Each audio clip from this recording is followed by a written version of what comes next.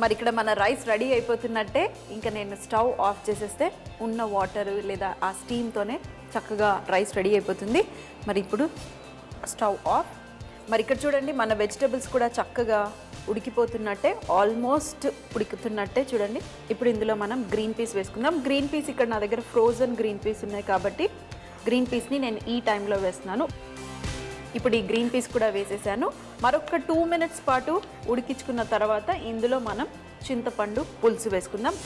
మొత్తం దగ్గరికి అయిపోయింది. మనం నీళ్లు ఏదైతే ఉలవల నీళ్లు వేసామో మొత్తం దగ్గరికి అయిపోయింది. ఇప్పుడు కొంచెం చింతపండు పులుసు లైట్గా పులుపు తగలటం కోసం, మరీ ఎక్కువగా కాదు.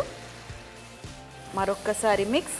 ఇంకొంచెం ఒక 2 minutes వరకు ఈ పులుపు కూడా మరి ఉడకాలి కదా, కొంచెం ఆ పులుపు ఉడికితే ఇంకా మనం స్టవ్ ఆఫ్ చేసి సర్వ్ చేయటమే. సో ఇది ఉడికే లోపల మనం ఏం చేద్దామంటే ఒక్కసారి టేస్ట్ చెక్ చేసుకుంటే సాల్ట్ లేదా ఇంకా కారం ఏదన్నా పడుతుందా చూసేసి,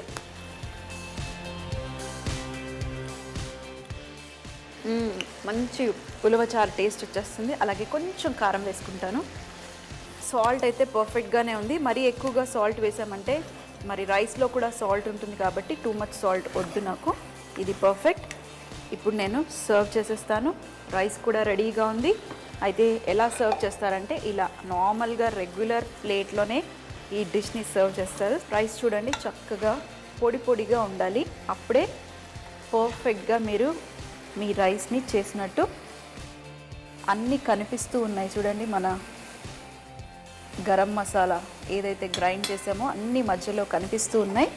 ఇప్పుడు మనం ఇది తీసుకుని చూడండి, మంచి కలర్, ఉలవల కలర్ వచ్చేసింది. దీంట్లో వేసేసేయండి.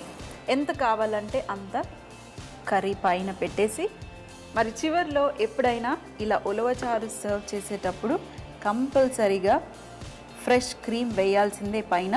సో ఇంకా వేడి వేడిగా మనం ఇది తినాల్సిందే.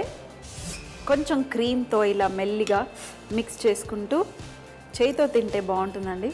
సో మరి మీకోసం స్పూన్తో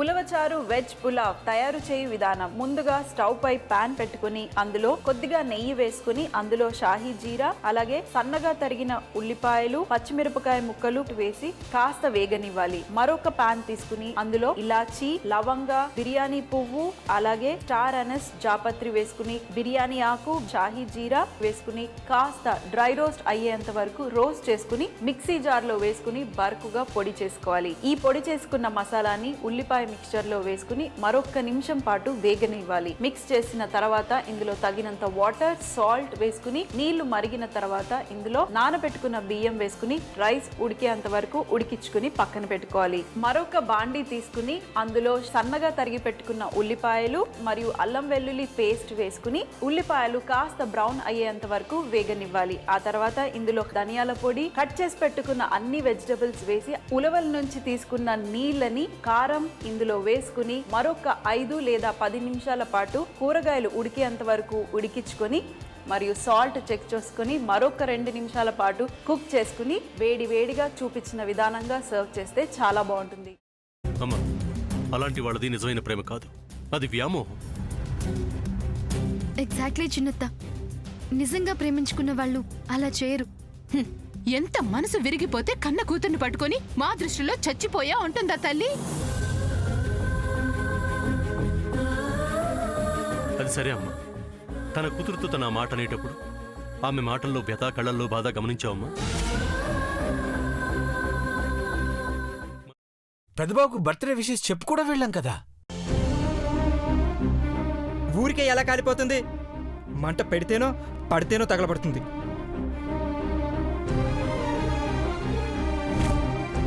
కరెక్ట్ చిన్నబాబు, నీకొచ్చినట్టే నాకు డౌట్ వచ్చింది. పార్వతే షర్టును తగలబెట్టిందనుకుంటా.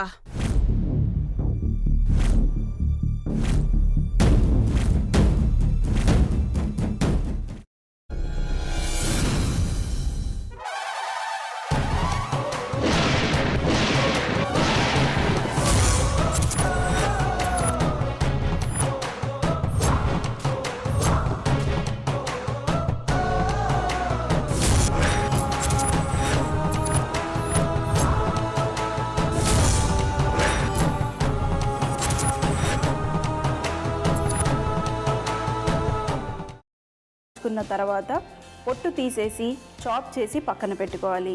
ఒక ప్యాన్లో కొద్దిగా నూనె వేడి చేసి అందులో ఆవాలు, మినప్పప్పు, శనగపప్పు, కరివేపాకు, సన్నగా తరిగి పెట్టుకున్న ఉల్లిపాయలు వేసుకుని 1 నిమిషం పాటు వేయించుకోవాలి. ఆ తర్వాత కాల్చి కట్ చేసి పెట్టుకున్న వంకాయని కూడా అందులో వేసుకుని బాగా మిక్స్ చేసి బౌల్లోకి ట్రాన్స్ఫర్ చేసుకుని అందులో తగినంత చిక్కటి పెరుగు లేదా పల్చటి పెరుగు వేసుకుని మిక్స్ చేసి అన్నంతో కానివ్వండి, చపాతీతో కానివ్వండి సర్వ్ చేసినా చాలా బాగుంటుంది.